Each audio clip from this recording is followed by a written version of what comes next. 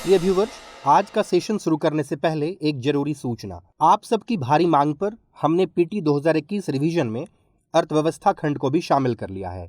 Economy PT revision का पहला episode कल सुबह 8 बजे प्रसारित किया जाएगा।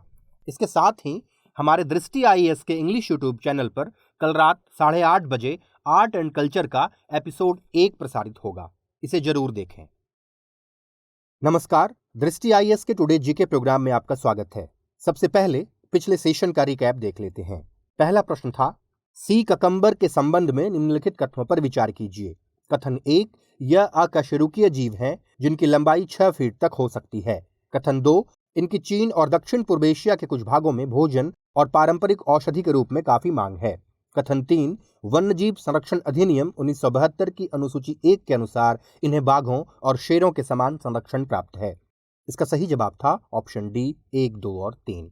अगला प्रश्न था, माता पिता और वरिष्ठ नागरिकों का भरण पोषण तथा कल्याण अधिनियम 2007 के संदर्भ में निम्नलिखित कथनों पर विचार कीजिए। कथन 1, इसके अनुसार वयस्क बच्चों और उत्तराधिकारियों के लिए माता पिता को मासिक भत्ता प्रदान करना कानूनी रूप से बाध्यकारी है। कथन 2, इसके मुताबिक माता पिता का अर्थ जैविक, दत्तक या सौतेले माता पिता हो सकता है। उपयुक्त में से कौन सा अथवा से कथन सत्य है अथवा है? इसका सही जवाब था ऑप्शन सी 1 और 2 दोनों। अगला प्रश्न था, निम्नलिखित कथनों पर विचार कीजिए। कथन 1, हरित बॉन्ड एक प्रकार का निश्चित आय वाला इंस्ट्रूमेंट है जिसे विशेष रूप से जलवायु और पर्यावरण संबंधी परियोजनाओं के लिए पूंजी जुटाने हेतु बनाया गया है। कथन 2, सभी हरित बॉन्ड ब्लू बॉन्ड होते हैं लेकिन सभी ब्लू बॉन्ड ग्रीन बॉन्ड नहीं होते हैं।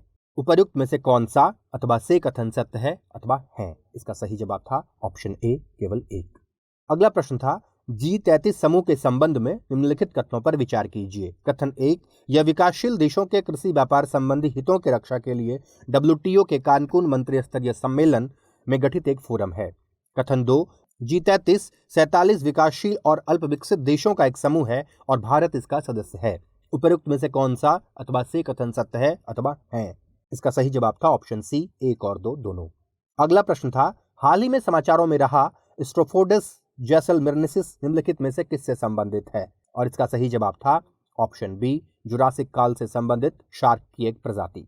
अगला प्रश्न था, राज्य विधानमंडल के संबंध में निम्नलिखित कथनों पर विचार कीजिए। कथन 1, प्रत्येक राज्य की विधानसभा में कम से कम 60 व अधिकतम 550 सदस्य होंगे। कथन 2, राज्य विधान परिषद वाले किसी राज्य की विधान परिषद में विधानसभा की कुल सदस्य संख्या के 1/3 से अधिक सदस्य नहीं होंगे।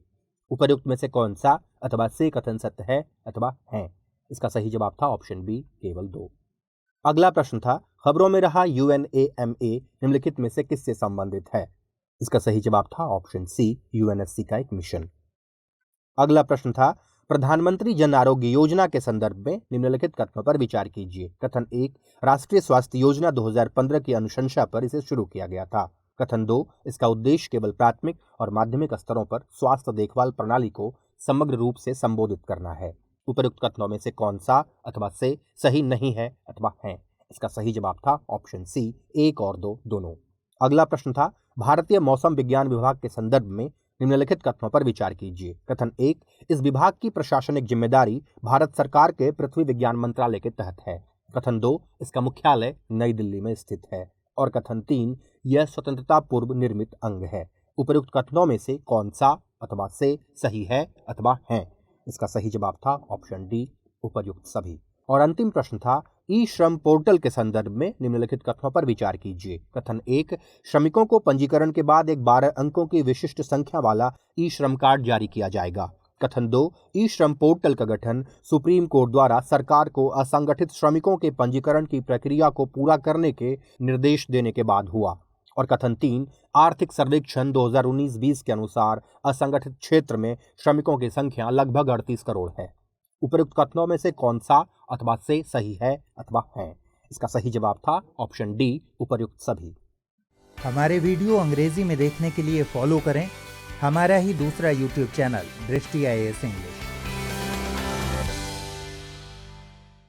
शुरुआत करते हैं आज के सेशन की और सबसे पहले देखते हैं अभ्यास प्रश्न। गुप्त काल के संदर्भ में निम्नलिखित कथनों पर विचार कीजिए। कथन 1, गुप्त शासकों ने सर्वप्रथम संरचनात्मक मंदिरों का निर्माण किया जो प्राचीन रॉक कट मंदिरों से स्पष्ट रूप से भिन्न थे।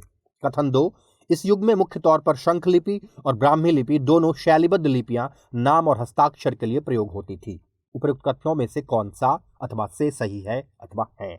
ऑप्शंस हैं ए केवल एक, बी केवल दो, सी एक और दो दोनों, डी न तो एक और न ही दो। और इसका सही जवाब है ऑप्शन सी एक और दो दोनों। हाल ही में भारतीय पुरातत्व सर्वेक्षण यानी ASI द्वारा एटा उत्तर प्रदेश के बिलसट गांव से भारतीय इतिहास का स्वर्ण युग कहे जाने वाले गुप्त साम्राज्य के मंदिर के अवशेषों की खोज की गई है। खुदाई के दौरान मिले 2 सजावटी खंभों पर शंख लिपि में गुप्त साम्राज्य के शक्तिशाली शासक कुमारगुप्त प्रथम के शिलालेख उत्कीर्ण हैं। ब्राह्मी और शंख लिपि दोनों का प्रयोग मुख्यतः नाम या हस्ताक्षर के लिए किया जाता था, इसलिए कथन 2 सही है। गुप्त शासकों ने सर्वप्रथम संरचनात्मक मंदिरों का निर्माण किया जो प्राचीन रॉक कट मंदिरों से स्पष्ट रूप से भिन्न थे, इसलिए कथन 1 सही है। इस प्रकार इस प्रश्न का सही जवाब है ऑप्शन सी एक और दो दोनों। शुरुआत करते हैं आज के सेशन की और देखते हैं पहला प्रश्न। G20 के संबंध में निम्नलिखित कथनों पर विचार कीजिए। कथन 1, यह 19 देशों और यूरोपियन यूनियन का एक अनौपचारिक समूह है। कथन 2, इसका मुख्यालय बेल्जियम में है। और कथन 3, इसके सदस्य दुनिया की लगभग 2/3 आबादी का प्रतिनिधित्व करते हैं। उपर्युक्त में से कौन सा अथवा से कथन सत्य है अथवा है? ऑप्शंस हैं ए केवल 1 और 2, बी केवल 2, सी केवल 1 और 3 और डी 1, 2 और 3। और इसका सही जवाब है ऑप्शन सी केवल 1 और 3। हाल ही में भारत के कृषि मंत्री ने वर्चुअल रूप से G20 की कृषि बैठक को संबोधित किया। G20 अंतर्राष्ट्रीय मुद्रा कोष यानी IMF और विश्व बैंक के प्रतिनिधियों समेत 19 देशों और यूरोपियन यूनियन का एक अनौपचारिक समूह है, इसलिए कथन 1 सही है। G20 ऑर्गेनाइजेशन की तरह कार्य न करके एक फोरम की तरह कार्य करता है, इसलिए इसका कोई अस्थायी मुख्यालय या प्रशासनिक संरचना नहीं है, इसलिए कथन 2 गलत है। दुनिया की अग्रणी और उभरती अर्थव्यवस्थाओं के रूप में इसके सदस्य दुनिया की लगभग 2/3 आबादी, 80% वैश्विक निवेश और 75% वैश्विक व्यापार का प्रतिनिधित्व करते हैं, इसलिए कथन 3 सही है। इस प्रकार इस प्रश्न का सही जवाब है ऑप्शन सी केवल 1 और 3। अगला प्रश्न है, भारत में विद्युत क्षेत्र के संबंध में निम्नलिखित कथनों पर विचार कीजिए। कथन 1, भारतीय संविधान की 7वीं अनुसूची के अनुसार विद्युत राज्य सूची का विषय है। कथन 2, विद्युत क्षेत्र में स्वचालित मार्ग से 100% प्रत्यक्ष विदेशी निवेश यानी FDI की अनुमति है। और कथन 3, जिला विद्युत समितियां सरकार के विद्युत क्षेत्र से संबंधित योजनाओं व उनके प्रभावों की निगरानी करेंगी। उपर्युक्त में से कौन सा अथवा से कथन सत्य है अथवा है? ऑप्शंस हैं ए केवल 1 और 2, बी केवल 2 और 3, सी केवल 1 और 3 और डी 1, 2 और 3। और इसका सही जवाब है ऑप्शन बी केवल 2 और 3। हाल ही में विद्युत मंत्रालय ने देश में विद्युत आपूर्ति की गुणवत्ता बेहतर करने के लिए जिला स्तर पर समितियों की स्थापना का एक आदेश जारी किया है। जिला विद्युत समितियां सरकार के विद्युत क्षेत्र से संबंधित योजनाओं व उनके प्रभावों की निगरानी करेंगी, अतः कथन 3 सही है। विद्युत 7वीं अनुसूची के तहत समवर्ती सूची का विषय है, इसलिए कथन 1 गलत है।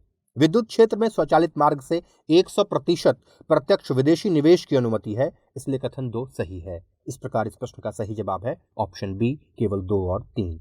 अगला प्रश्न है, निम्नलिखित कथनों पर विचार कीजिए। कथन 1, वूली मैमथ प्लीस्टोसीन जमावशेषों में जीवाश्म के रूप में मिले हाथियों के विलुप्त समूह का एक सदस्य है।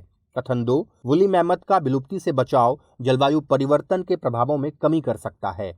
और कथन 3, एशियाई हाथी वूली मैमथ के निकटवर्ती जीवित सह संबंधी है। उपर्युक्त में से कौन सा अथवा से कथन सत्य है अथवा है? ऑप्शंस हैं ए केवल 1, बी केवल 1 और 2, सी केवल 2 और 3 और डी 1, 2 और 3। और इसका सही जवाब है ऑप्शन डी 1, 2 और 3। हाल ही में अमेरिका के एक स्टार्टअप क्लोसल बायोसाइंसेस ने वूली मैमथ और उसके जैसे जानवरों को विलुप्ति से बाहर लाने की घोषणा की है। वूली मैमथ प्लीस्टोसीन जमावशेषों में जीवाश्म के रूप में मिले हाथियों के विलुप्त समूह का एक सदस्य है, इसलिए कथन 1 सही है। वूली मैमथ का विलुप्ति से बचाव जलवायु परिवर्तन के प्रभावों में कमी कर सकता है, इसलिए कथन 2 सही है। एशियाई हाथी वूली मैमथ के निकटवर्ती जीवित सह संबंधी हैं तथा उनके जीनोम आपस में मिलते हैं, इसलिए कथन 3 सही है। इस प्रकार इस प्रश्न का सही जवाब है ऑप्शन डी 1, 2 और 3। अगला प्रश्न है, डिजिटल पेमेंट सिस्टम के संबंध में निम्नलिखित कथनों पर विचार कीजिए। कथन 1, यूपीआई भारत बिल भुगतान प्रणाली BBPS का उन्नत संस्करण है। कथन 2, नेशनल इलेक्ट्रॉनिक फंड ट्रांसफर यानी NEFT द्वारा धनराशि अंतरण की कोई न्यूनतम व अधिकतम सीमा नहीं है। कथन 3, रुपे कार्ड एनपीसीआई द्वारा संचालित भुगतान कार्ड है जो सिंगापुर, भूटान और यूएई में मान्य है। उपरोक्त में से कौन सा अथवा से कथन असत्य है अथवा है? ऑप्शंस हैं ए केवल एक, बी केवल एक और दो, सी केवल दो और तीन और डी एक, दो और तीन। और इसका सही जवाब है ऑप्शन ए केवल एक। त्वरित, कम लागत और क्रॉस बॉर्डर पूंजी के अंतरण के लिए भारत और सिंगापुर के केंद्रीय बैंक अपने डिजिटल पेमेंट सिस्टम क्रमशः यूपीआई एवं पे नाउ को आपस में जोड़ेंगे। यूपीआई इमीडिएट पेमेंट सर्विस यानी आईएमपीएस का उन्नत संस्करण है और इसके द्वारा त्वरित, सहज व सरल तरीके से धन का अंतरण या लेन देन किया जा सकता है, इसलिए कथन एक गलत है। नेशनल इलेक्ट्रॉनिक फंड ट्रांसफर यानी एनईएफटी द्वारा धनराशि अंतरण की कोई न्यूनतम व अधिकतम सीमा नहीं है और इसलिए कथन दो सही है। रुपे कार्ड एनपीसीआई द्वारा संचालित भुगतान कार्ड है। इसे सिंगापुर, भूटान, यूएई, बहरीन, सऊदी अरब में लेन देन के लिए उपयोग किया जा सकता है, इसलिए कथन तीन सही है। इस प्रकार इस प्रश्न का सही जवाब है ऑप्शन ए केवल एक। अगला प्रश्न है, द्विपक्षीय समुद्री अभ्यास समुद्र शक्ति भारत और किस देश के बीच आयोजित होता है? ऑप्शंस हैं A Mongolia, B Indonesia, C Thailand और डी सिंगापुर। और इसका सही जवाब है ऑप्शन बी इंडोनेशिया। हाल ही में जकार्ता में भारत और इंडोनेशिया की नौसेना ने समुद्र शक्ति के तीसरे संस्करण में भाग लिया। समुद्र शक्ति भारत और इंडोनेशिया के मध्य होने वाला द्विपक्षीय समुद्री अभ्यास है, अतः विकल्प बी सही है। अगला प्रश्न है, निम्नलिखित युग्मों पर विचार कीजिए। देश, पहला स्वीडन, दूसरा फिनलैंड और तीसरा नॉर्वे। संसद, रिक्सडैगन, स्टॉर्टिंग और एडुस्कुंटा।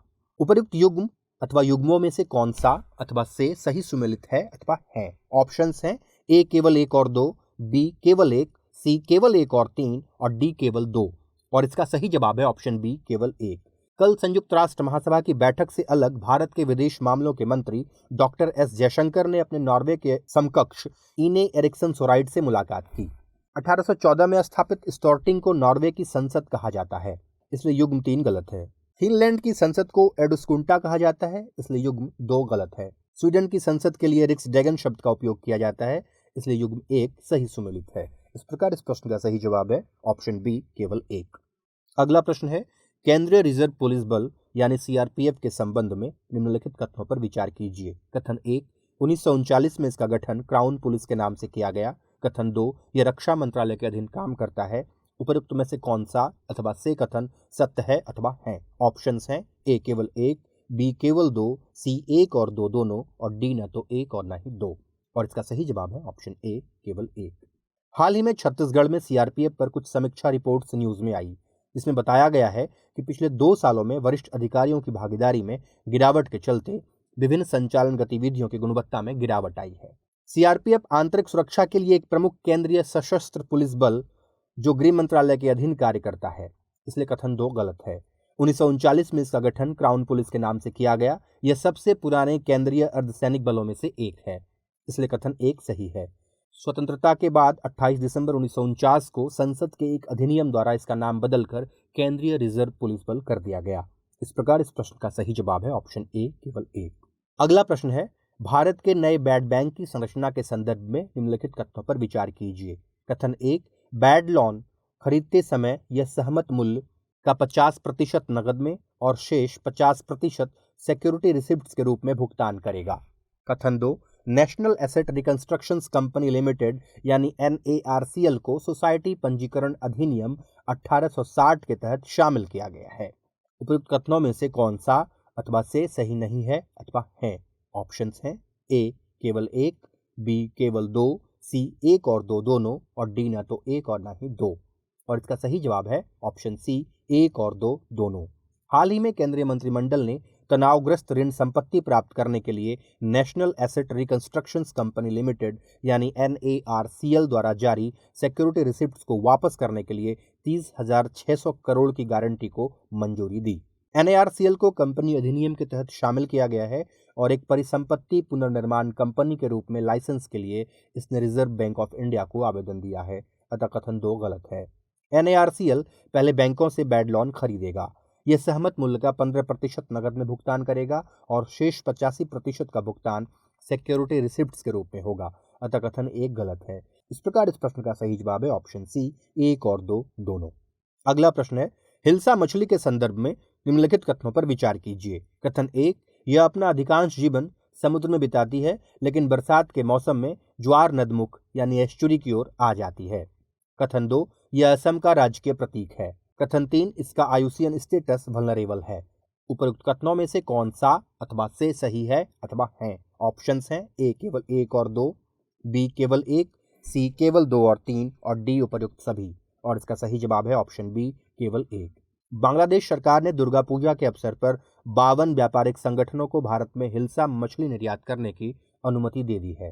हिल्सा मछली अपना अधिकांश जीवन समुद्र में बिताती है, लेकिन बरसात के मौसम में ज्वार नदमुख की ओर आ जाती है, जहां भारत और बांग्लादेश की नदियां बंगाल की खाड़ी से मिलती है। अतः कथन 1 सही है। हिल्सा क्लूपिडे परिवार में हेरिंग से संबंधित मछली की एक प्रजाति है।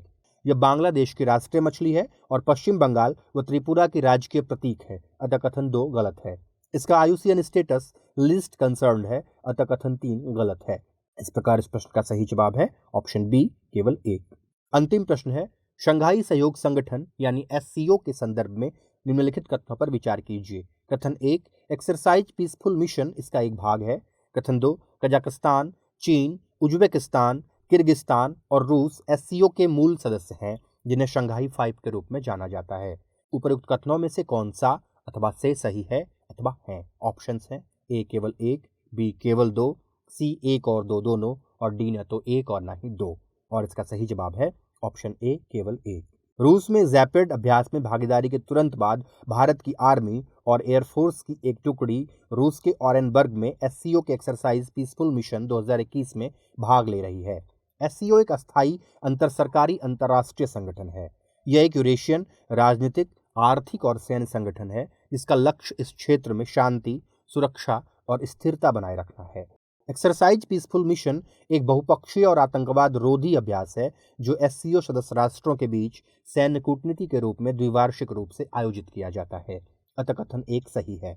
2001 में एससीओ के गठन से पूर्व कजाकिस्तान, चीन, किर्गिस्तान, रूस और ताजिकिस्तान शंघाई 5 के सदस्य थे, इसलिए कथन 2 गलत है। इस प्रकार इस प्रश्न का सही जवाब है ऑप्शन ए केवल 1। अब बारी है आज के अभ्यास प्रश्न की। निम्नलिखित देशों के संदर्भ में विचार कीजिए। पहला रवांडा, दूसरा केन्या, तीसरा सोमालिया और चौथा इथोपिया। उपरोक्त में से कौन से देश तंजानिया के साथ सीमा साझा करते हैं? ऑप्शंस हैं ए केवल 1 और 2, बी केवल 2 और 3, सी केवल 1 और 4 और डी केवल 1, 2 और 3। उत्तर हमें कमेंट सेक्शन में जरूर भेजिएगा। अगले सेशन में नए प्रश्नों के साथ फिर मिलते हैं। शुक्रिया।